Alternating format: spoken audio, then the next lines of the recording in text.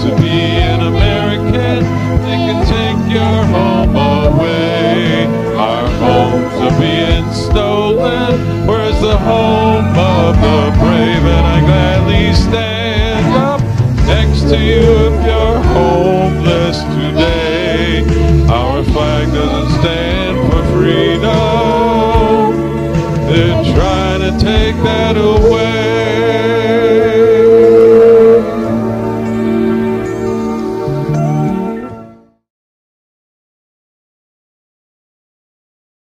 My name is Ricky Calderon. The following video is the result of the SEC stating, I'm going to tell you my story here first, and then anyone else who is here who is either in foreclosure, who has lost their home, or has already had their home auctioned off is welcome to come up here and speak their piece. The problem we have is we got caught in a Ponzi scheme March 4, 2009. Unbeknownst to us, we had no idea of knowing at all that we were caught up in a Ponzi scheme. Everything was checked out with our law firm. Everything worked out beautifully. I checked out the man, Bruce Freeman, who owned DLG. There was no marks whatsoever on his record. So when he committed the Ponzi scheme, March 4, 2009, the SEC liquidated his company, so me and 1,700 other people were left holding the bag. He fraudulently stole over $234 million from us and 1,700 other people. The SEC put him under house arrest. He has since escaped to France. They caught him. He is fighting extradition. So we don't know when he's coming back. So in the meantime, we try working with our bank, which is One West IndyMac Bank, and they have totally refused to work with us. They led us to believe that if we paid them, first time, I'll tell you, the first time my wife and myself got turned down, we made too much money. Second time we went through HAMP, Make Home Affordable in Honolulu, and the lady said, work with this man, he's going to help you out. So we did what she said. He said, pay us $20,000 to be current. We paid him that. We paid him $2,500 a month trial basis. We did that. $28,600 later, and over 100 pages my poor wife had to do sent to them. We get turned down. We're making too much money. A week later, one of the reps said I was making too little money. Now, you can't have it both ways. The last time we tried working with them, we went through an outfit in West Hollywood, California called Amerifi. They deal with IndyMac Bank all the time. They said, Rich, you're guaranteed, it's a cinch, 95%, blah, blah, blah. So we did everything they said, provide all the bank statements, everything. We got turned down again because we do not match the NPV formula of the Treasury Department. Nobody knows what that means. It's all in Fannie Mae, the lender's favor. You know, does the government really want to clean up this mess? Consider this. Like many other banks, IndyMac closed its doors and was seized by the FDIC in July 2008. The assets of IndyMac Bank were sold to One West Bank by the FDIC in March 2009. Well, guess who owns One West Bank? That would be Goldman Sachs VP Stephen Mnuchin and big-time Sachs investors and billionaires George Soros and John Paulson. John Paulson, of no blood relation to ex-Goldman Sachs CEO Hank Paulson. He would be the ex-Secretary of the Treasury. All current residential mortgages were purchased at 70% of the par value. All HELOCs were purchased at 58% of the value. But just to make sure the One West guys are feeling all cozy and warm, the FDIC decided to step up and cover between 80 and 95% of the losses they might incur from any of those naughty IndyMac mortgage homeowners. So you're probably asking yourself why we think that you should know this.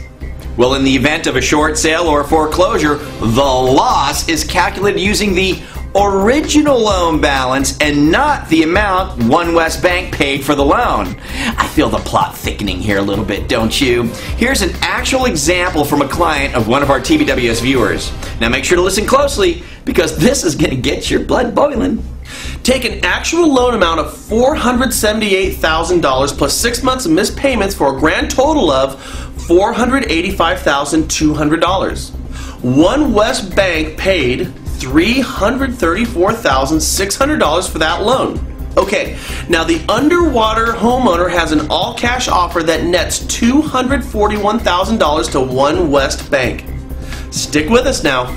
Well, according to the FDIC formula, you take the original loan amount minus the amount of the offer, and that leaves you with $244,200. Next, according to the sweetheart deal, the FDIC writes a check to One West Bank for 80% of the net loss.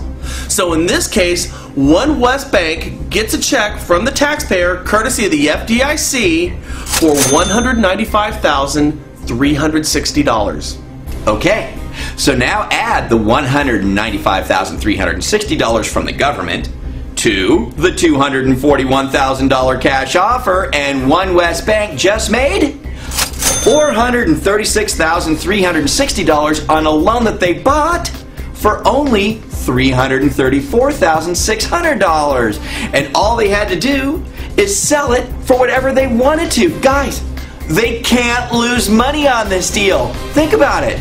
So One West Bank just profited from the short sale to the tune of $101,760. All thanks to the insane arrangement that they have with the FDIC. Hey, whoever said it's good to have friends in high places wasn't kidding around. So the next time you ask yourself, why is it so hard to get a loan modification? The answer is because there's too much money to be made with short sales and foreclosures. Now, are you ready for an encore? Now remember, even though One West Bank profited by over $100,000, the house was still sold for less than the full loan amount. In this actual scenario, the borrower was forced to sign a promissory note for $75,000 with One West Bank. So who really pays in the end? Well, we'll just let you decide. Oh, and by the way, the FDIC just announced that it needs to start borrowing money from the Treasury. The Treasury being the place where all those Goldman Sachs guys called home before they called One West Bank home. If you're as mad about this as me and Frank are, share this video with everyone you know. Help us reveal where the real problems lie in the industry that we all care so deeply about. There's like 33 categories they had to choose from. They have pictures of my house. It's the house that I built and dedicated to God. And these people are in Michigan and Texas. Oh, what a nice home you have. We're trying to work with these people. We're not trying to steal anything. I had to sell one of my cars to pay my mortgage. My IRA is gone. As you can see, there's bare spots on the lawn. I stopped watering. We just recently started putting it on. We can't afford dental work. I mean, we're trying to work with these people, and all they're trying to do is steal our home. They will not tell me where my promissory note is. In a letter that I got from Senator Akaka, basically they stated, we respectfully decline to tell you where my promissory note is, in a letter which was a RESPA letter. And that's an act, a federal act. They're supposed to tell me who owns my promissory note, where it is, and can I buy it back. And all they did was regurgitate the fact that I signed all the paperwork for my mortgage, which I don't deny, and they simply refused to work with us at all. So that's why I'm here. Not only for myself, but that's our story. We try working with our bank, and they simply refuse to work with us. This is One West, which owns IndyMac Bank. Now, another issue is this. If you haven't heard recently, the U.S. government is suing 17 banks because they were negligent. In other words, they shouldn't have given loans to people in the first place, I being one of them. So because the bank was negligent, does that mean they had the right to steal my house? Again, the banks got paid $3.5 trillion by the U.S. government, people in Congress. They sold my promissory note, made $600,000, and now on top of that, they want my house. Something's wrong with that. Other issue is this, Ponzi schemes. All of a sudden, there seems to be a preponderance of Ponzi schemes nationwide. I'm sure everyone's heard of Bernie Madoff. Here is our government sending billions of dollars overseas to non-U.S. citizens. They did their job, and they're throwing me and my wife and kids out into the street. They won't back us. Something's wrong with that, too. So again, if you are in the situation that I'm in, my house is in foreclosure. Well, it's in foreclosure. It's going up to auction for the third time.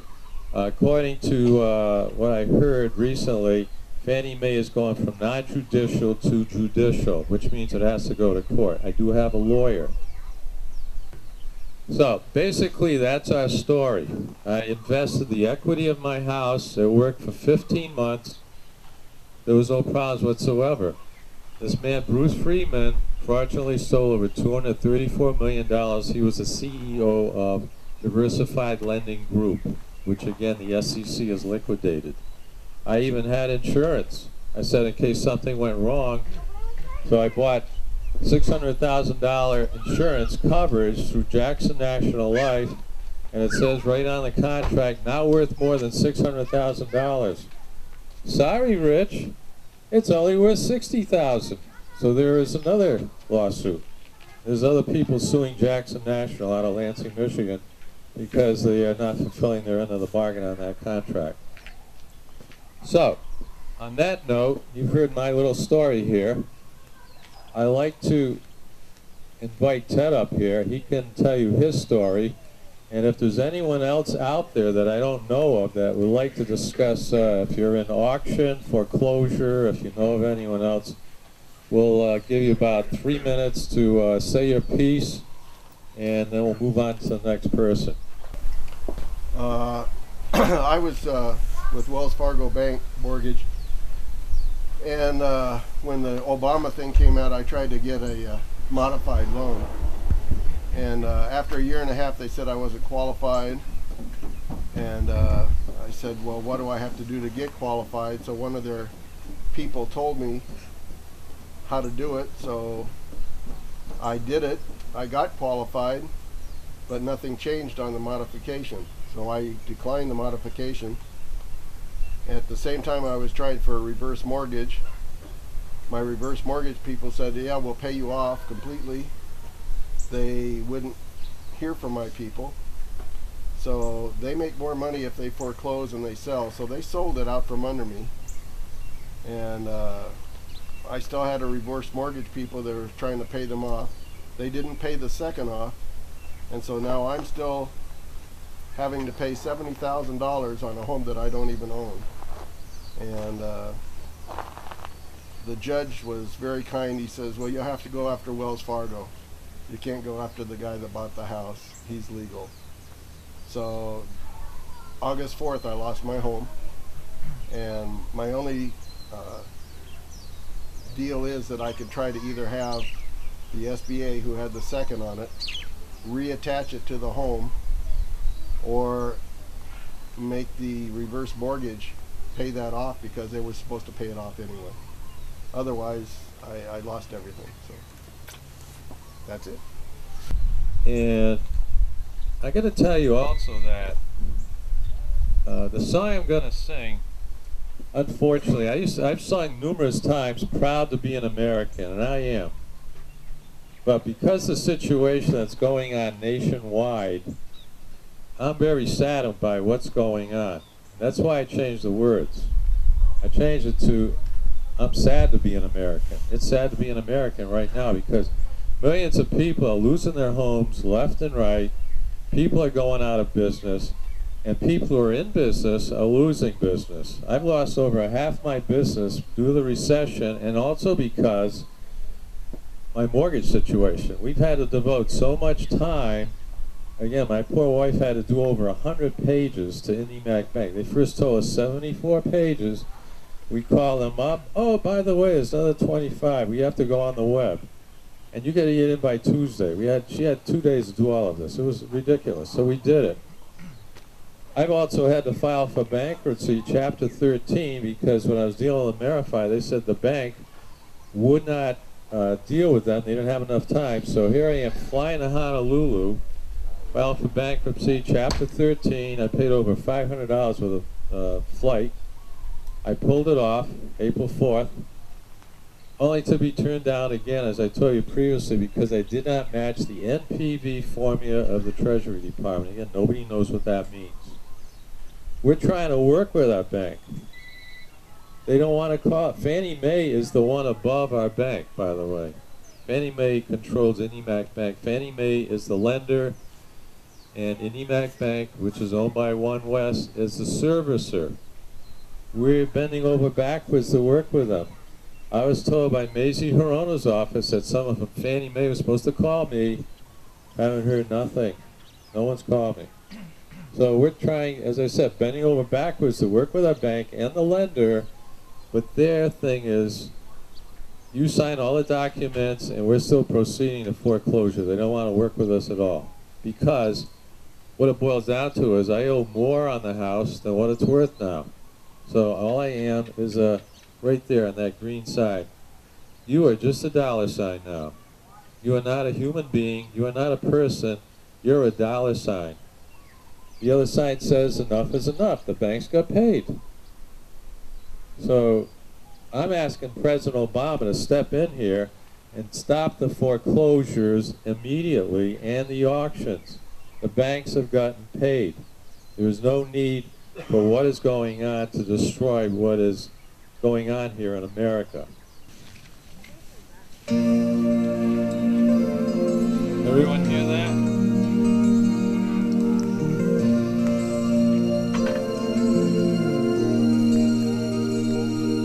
If tomorrow all the things were gone that I worked for all my life, and I had to start again for just my children and my wife, I'd get down on my knees, pray to God today to give me the strength to fight. Don't take my home away.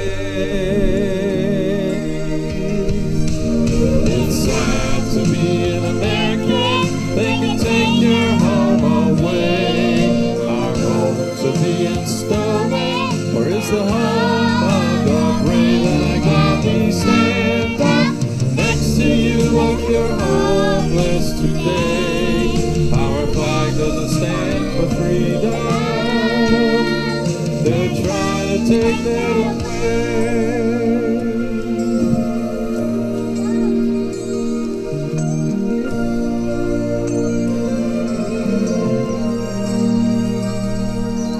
From the lakes of Minnesota to the hills of Tennessee, across the plains of Texas, from sea to shining sea, from Detroit down to Houston, New York to LA, there's foreclosures and Ponzi scheme, and it's time we stand up and say, it's sad to be America. They can take your home away. Our homes are being stolen. Where's the home of the brave? And I gladly stand up next to you if you're homeless today. Our flag doesn't stand for freedom. They're trying to take that away.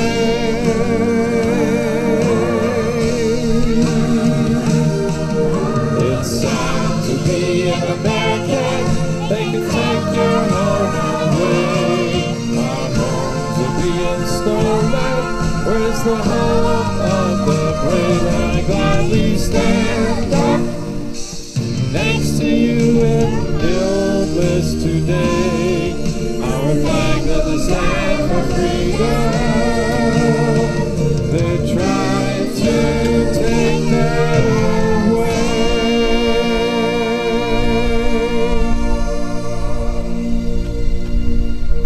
Sad but true. Okay, we're going to pass out a petition. Again, I've had people that I've asked to come who are not able to make it. They said, but if you give me the petition, Rich, I'll sign it. So basically, it's telling President Obama enough is enough. The banks got paid. Stop the foreclosures and auctions immediately. What's going on is only good for the banks. It's not good for America.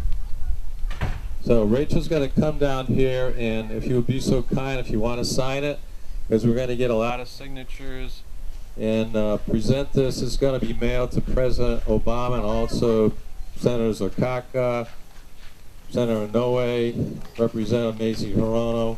All the people that are in charge of the area here and also the country. We have to speak our voices. If we just sit back here and let them do what they're doing, people in real estate know what's going on. They see the homes. Again, 1/5 of the homes are empty. If we don't speak up, they're just going to run over this whole place, and the whole island will be empty, guaranteed. All right. And the last song we're going to sing here is, I'm sure one. We'll sing a couple of verses. Most people know it. America, America. And just a couple of the verses, a cappella. All right? Twice. And that's why I put the flags out here. Again, I was sad to sing that song because I am sad. So if you'll kindly join me in singing the song America, America. And Pastor Dundor, after we're done, if you don't mind saying a prayer for the island and the nation, I would appreciate that. Okay. All right. Everyone knows the song, America, America, God shed His grace on thee. America, America, God shed His grace on thee, and crown thy good with brotherhood, from sea to shining sea. Does this remind you of anything? The Statue of Liberty. Statue of Liberty, thank you. She didn't have a Let's hat not let the torch of freedom be extinguished. That's what this is about. It's not only about me, it's about you also. If we let them continue to do what they're doing, everyone else is going to be hurting worse. We're all interconnected. That's what this is about.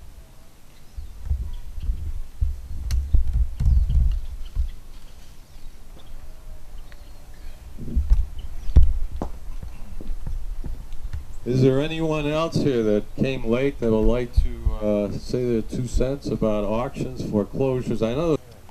All right, I thank everyone for coming, and I appreciated you spending some time here. I know you had a lot of other things to do.